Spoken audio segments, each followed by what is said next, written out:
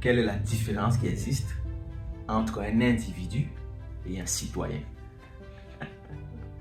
C'est vrai que c'est une question qui peut sembler banale, mais qui vaut tout son sens. C'est-à-dire que quand on est dans les contextes africains ou camerounais de manière particulière, où on observe une montée en puissance des énergies de changement, des énergies de changement de paradigme, on se dit quand même que ça vaut la peine d'apporter une modeste contribution en ce qui concerne l'éducation politique des masses. Donc, la différence qui existe entre un individu et un citoyen est toute simple. Un individu, c'est monsieur tout le monde. C'est il, c'est elle, c'est lui, c'est moi, c'est toi, ainsi de suite. C'est-à-dire que c'est quelqu'un qui va faire ses occupations de manière ordinaire, de manière normale, qui va faire son commerce, qui va aux études, qui va à l'hôpital, qui va enseigner, qui va faire n'importe quoi. C'est-à-dire que c'est lui l'individu.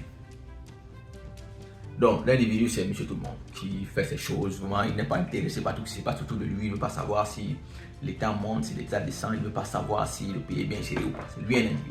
C'est-à-dire que tout ce qui l'intéresse, c'est vaquer à ses occupations, prendre soin de sa famille, et puis basta.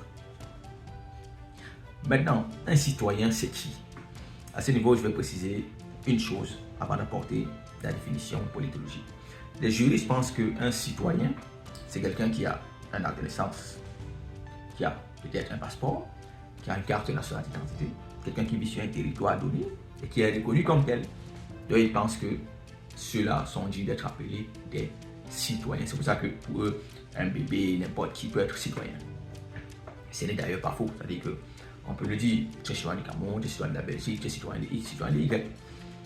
Maintenant, au sens politologique du terme, au regard du phénomène qui a cours actuellement dans les pays africains, et au Cameroun de manière particulière, où on observe une soif effervescente de changement, on est obligé d'apporter la grosse réponse.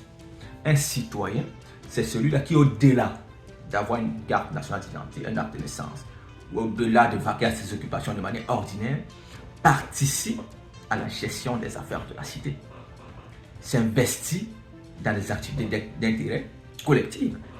C'est en cela que l'envoi un citoyen, c'est-à-dire qu'au-delà de tout ça, tu dois t'intéresser à ce qui se joue sur le plan de la gouvernance du territoire dans lequel tu vis. C'est-à-dire détenir la capacité de choisir ses dirigeants, en l'occurrence avoir une carte nationale, c'est ce que dit une carte électorale. C'est en cela que tu vas te distinguer d'un individu.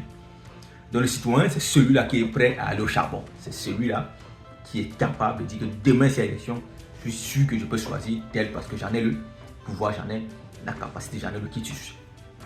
Voilà la différence qui existe entre un individu et un citoyen. Bon, toi qui écoutes la vidéo, tu es un individu ou tu es un citoyen?